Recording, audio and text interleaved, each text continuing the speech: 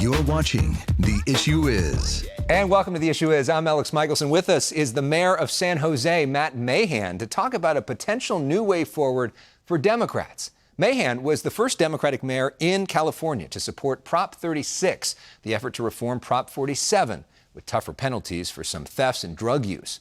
Got almost 70% of the vote, despite most Democratic leaders, including Governor Newsom, opposing it. On a similar note this week, independent Nathan Hochman was sworn in as L.A. County District Attorney by Arnold Schwarzenegger after defeating the co-author of Prop 47, George Gascon, by around 20 points.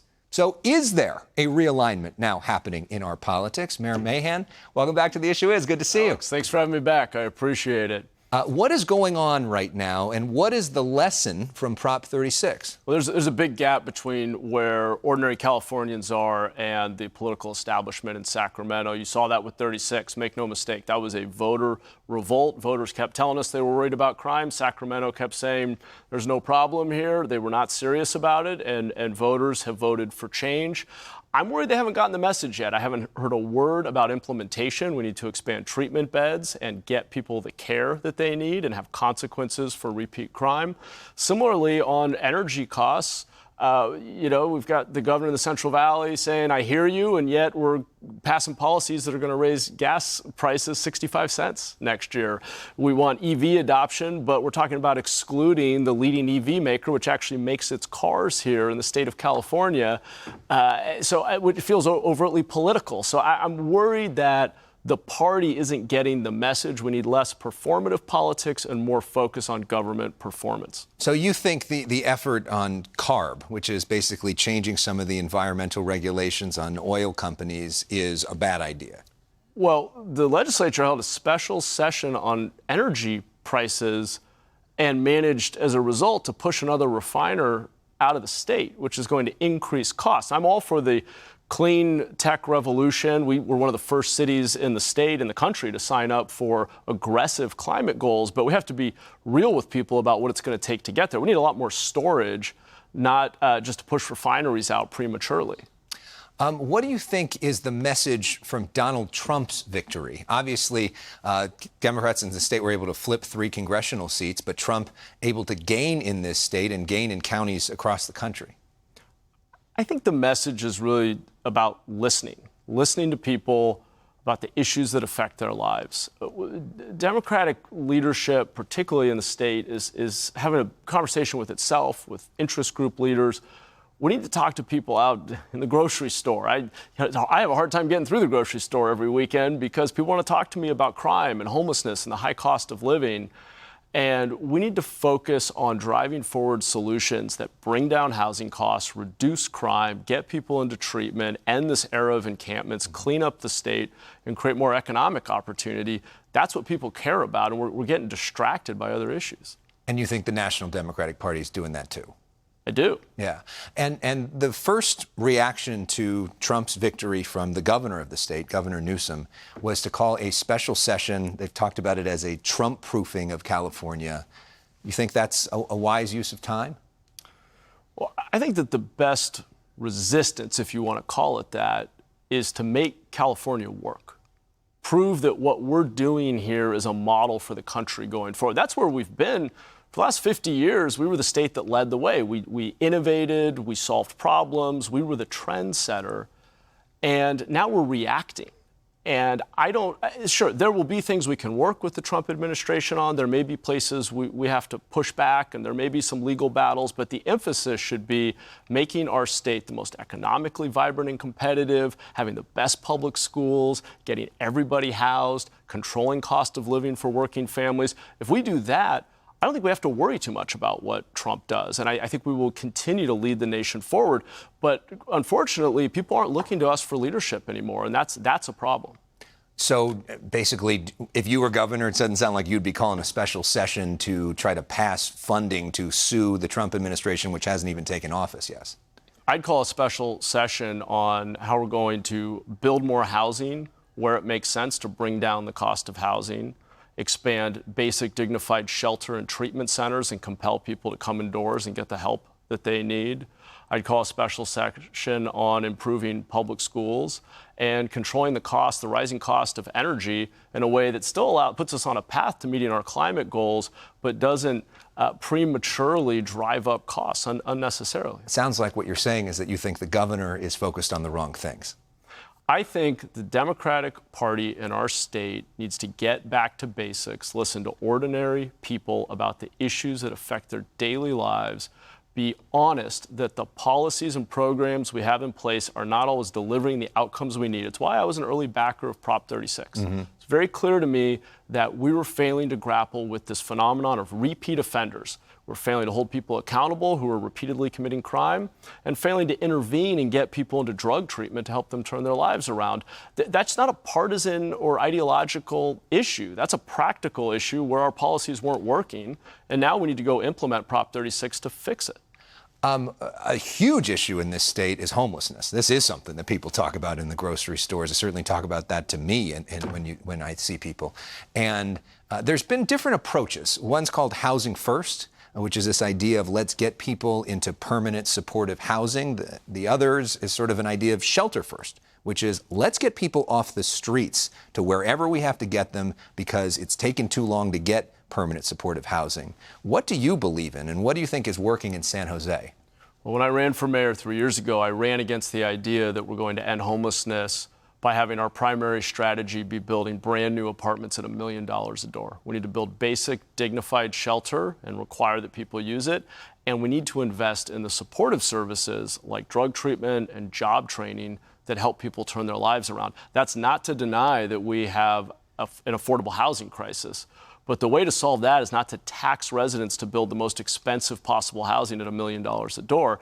It's to actually remove the restrictions, the fees, the process we have around housing. It's wrong that it costs twice as much to build the exact same apartment in California as it does in Arizona or Texas. We are in our own way when it comes to housing costs, and we need to look at the overall regulatory environment. The answer can't just be another tax, another bond. It's got to be getting down into the guts of what's going wrong in this overly bureaucratic and restrictive government that we have in California. What obstacles are you seeing in implementing that? Because we talk about all these homelessness solutions, and then the problem keeps getting worse. Well, actually, in San Jose over the last 2 years, we've reduced the number of people living outside by about 15%. And the way we've done it is by converting motels, and that's a place where I give the governor credit. The Home Key Project has helped fund that work. We've stood up modular units and interim housing solutions. We've added safe parking, and now we're looking at a safe sleeping site. We're creating basic, dignified, managed environments with security, sanitation, and supportive services. And when they're available, we are banning camping and requiring that people use them. That's the formula. If we want to end unsheltered homelessness, you've got to have places for people to go and hold people accountable for using them. Another big issue, especially in San Jose, the heart of Silicon Valley, is artificial intelligence and this question of how does it impact our lives? How do we regulate it? You held a big conference this week with people coming from around the country to you to talk about this. What did you learn? Well, yeah, it was great. We had our first Gov AI Coalition Summit. We had 200 public agencies come together in San Jose to share best practices. Look, AI concerns some people, and we need to take seriously the risks around data security and privacy. And so we have to get that right. And we have frameworks for being able to do that. But I think there's tremendous potential for new AI-powered tools to improve productivity in government. We can speed up permitting. In San Jose, we're actually optimizing bus routes. We can reduce the time that buses spend at red lights by 50%. We're proactively identifying potholes and filling them before they create damage to somebody's vehicle and make them pay for it. We're identifying when streetlights go out, when there's graffiti. We are proactively delivering services faster and more efficiently by using better tools. And that's, again, that's how California should lead. We should lean into creativity and innovation to make government better. Yeah, and you're starting to see that there. I'm curious just broadly, because what you're talking about in terms of the Democratic Party is different than some of what Governor Newsom is saying. They haven't always loved a lot of dissent. What's the nature of your relationship with him and with the Democratic leaders in the state now? Well, the governor and I and Speaker Rivas, we have an ongoing dialogue, and it's respectful. We can agree to disagree. It may be that where we have differences largely comes from where we sit, the positions we're in. As mayor, I am responsible every single day for making our neighborhood safer, cleaner, getting people out of encampments, and building more housing. And I can't run and hide anymore. I mean, that is, I go to the grocery store, and those are the questions people ask me. And so I feel that sense of urgency, and I'm acutely aware of the fact that many of the policies we have in place today simply aren't delivering the outcomes that residents are demanding. So we just may not have the same perspective on what it's going to take to deliver the better, safer, more affordable state that people want. Are you thinking about running for governor? I don't want to run for governor. I want to run San Jose. I love this job. I have the opportunity, if the voters decide, to do this for 8 more years because we realigned our election date. And I love what I'm doing. My wife and I are raising 2 little kids.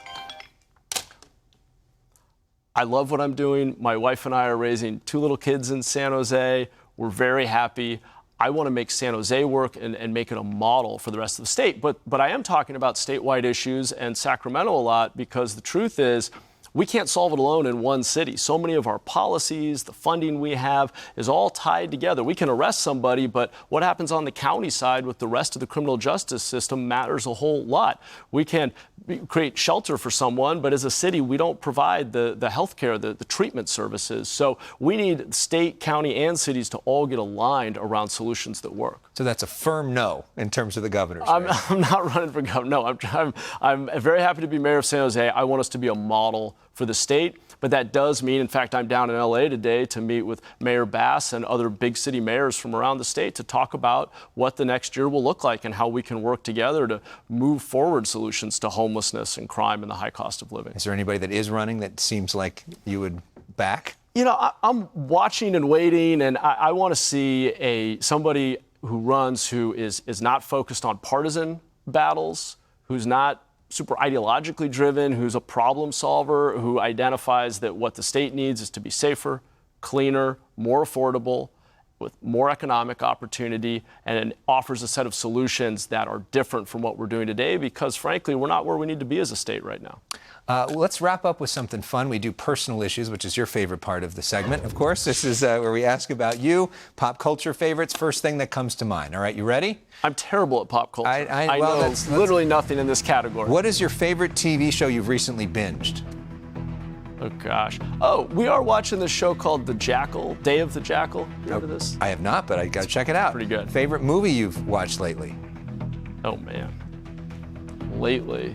Is watching Braveheart for the 5th time? There you go. That's good. Okay. What's your favorite holiday song? Oh, my gosh. Jingle Bells? Silent Night? How's that? That's probably a better one. And what's your favorite holiday tradition? You know, fire in the fireplace on Christmas Eve, just hanging out with the kids and you know, reading the night before Christmas. I love it. Well, thank you so much for sharing your views. We appreciate it. I've got some Jingle Bells playing now for you. That was what came to mind. You knew I was going to pick me. the most generic one. That was it, baby.